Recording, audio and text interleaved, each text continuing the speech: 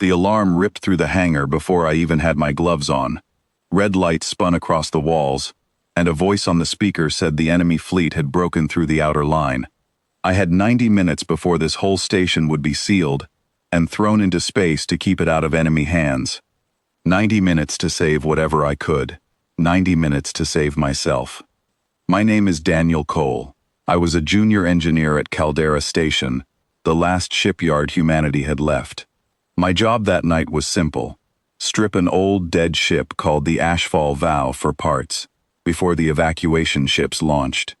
Nobody thought that ship mattered.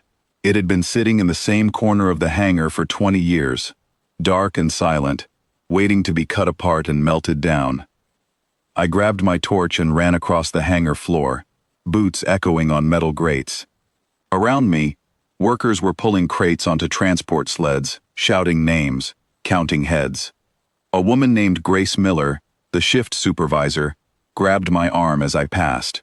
"Cole, forget the ship. Just grab what parts you can and get on the last transport. We do not have time for that relic." "I need 10 minutes, I said. The plating alone could save 4 shuttles. She looked at me like I was wasting her last breath, but she let go and ran toward the control tower. I kept moving. When I reached the Ashfall Vow, I pressed my torch against the hull to start cutting. The moment the flame touched metal, something strange happened. The whole ship trembled, like a giant waking from a long sleep. I pulled the torch back, heart pounding, and placed my palm flat on the cold metal. I felt it again. A slow pulse, deep inside the hull, like the ship was breathing. I searched the surface with my hands until I found a hidden panel, one that was not on any map or blueprint I had ever studied. Behind it was a small scanner, built only for a human hand. I did not think. I did not have time to think. I pressed my palm against it. Lights bloomed across the hull, colors I had never seen on any ship before. A deep voice, calm and steady, spoke from somewhere inside the metal itself. "New engineer detected. Command authority is empty. Temporary control granted. State your reason for waking me." My mouth went dry. Somewhere far above the station, warning sirens grew louder. "The enemy fleet is almost here," I said. "We have nothing left to stop them." There was a pause, long enough that I thought the voice had gone silent again. Then it answered. I was built for exactly this moment. Before I could ask what that meant, the hangar doors above us tore open on their own, metal screaming as they folded back like paper. Wind rushed past me as the air inside the hangar began to escape into space, pulled out through the widening gap. I grabbed a support beam and held on, my whole body shaking from the force. The Ashfall Vow rose from its resting place, engines glowing with a light that turned night into day inside the hangar. I had never felt power like that before, not from any ship in our current fleet. It moved like it remembered exactly what it was made for. Grace's voice came through my comm unit, shouting over the noise. "Cole, what did you do? What is that ship doing?" "I woke it up," I said, my own voice shaking. "I think it is going to fight." "That thing has been dead for 20 years. You do not know what it will do." She was right. I did not know. But I also knew that in less than an hour, our home would be gone, and nothing we had could stop that from happening. So I stayed where I was, watching through the widening gap in the hangar doors as the Ashfall Vow flew out into open space, alone, toward an enemy fleet that outnumbered us completely. I ran to the observation deck, the highest point in the station still standing, and looked out through the thick glass. Far in the distance, dozens of enemy ships moved in tight formation, their lights sharp against the darkness.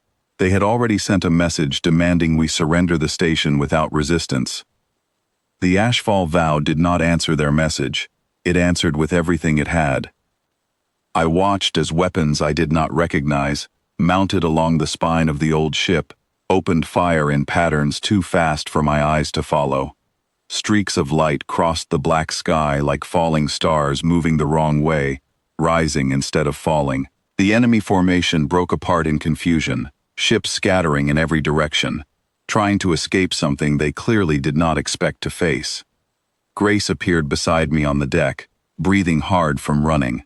"I have never seen a ship move like that," she whispered. "Where did we even get something like this?" "I think we built it a long time ago," I said. "And then we hid it. I think we were afraid of what it could do." Below us, on the deck monitors, damage reports scrolled across the screen. Enemy ship after enemy ship losing power, drifting out of the fight, some vanishing from the display entirely. The Ashfall Vow moved through the battle like it had done this 1,000 times before, calm and certain, never slowing down, never hesitating. Within minutes, the enemy fleet that had promised to crush our station completely was in full retreat. Fewer than half of their ships remained, and those that did were rushing away as fast as their engines could carry them. The station around me erupted into cheering, workers hugging each other, voices shouting with relief through every comm channel. I stood still, watching the Ashfall Vow drift back toward the hangar, its lights dimming slightly as it slowed. The deep voice returned through my comm unit, softer now. "Threat removed. My crew from many years ago did not survive to see this day. I have carried their memory in silence until now. Thank you for waking me before that silence became permanent." I did not know how to answer something like that, so I stayed quiet, watching the ship settle back into the hangar, its glow slowly fading into a calm and steady hum. Grace stood next to me, arms crossed, staring at the ship with a mixture of wonder and worry on her face.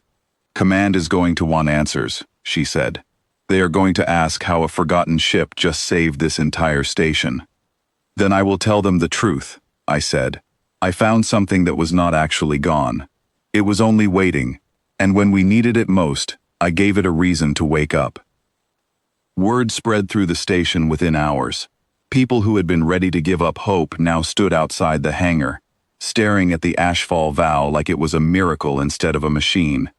Children pressed their hands against the observation glass, pointing at the ship's glowing hull. Older workers, the ones who remembered the years before the current fleet was built, whispered about old stories they thought were only legends.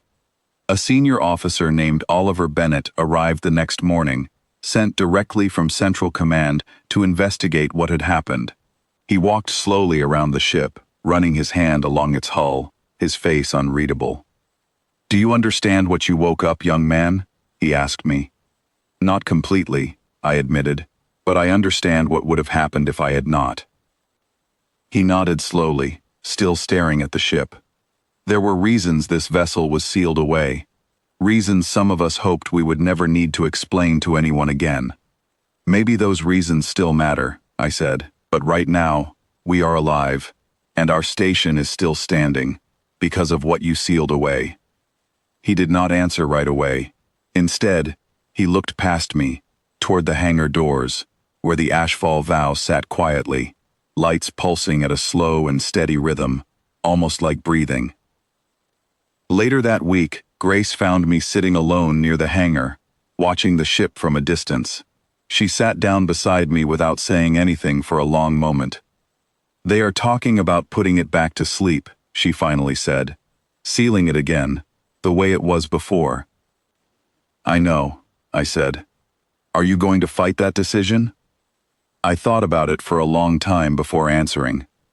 I do not know if we are ready for what that ship really is, but I know we are not ready to lose everything either. Maybe it is not about choosing between fear and hope. Maybe it is about learning how to hold both at the same time. Grace smiled, just a little, and looked back toward the ship. "You woke up something we forgot we were capable of building." "No," I said, shaking my head slowly. "I woke up something we forgot we were capable of becoming." Above us, the hangar lights shifted, and the Ashfall Vow's hull glowed one more time, steady and calm, like it understood every word we had just said. For the first time since the alarms had gone off that night, I felt something other than fear settle into my chest. It was not certainty. It was not even comfort. It was something closer to hope, fragile but real, the kind that grows only after everything else has already been tested and has still somehow managed to survive. Caldera Station stood that night because one engineer refused to give up when giving up seemed like the only choice left. And somewhere deep inside a ship, built long before I was born, something ancient had chosen, in its own quiet way, to give humanity one more chance to prove it was still worth protecting.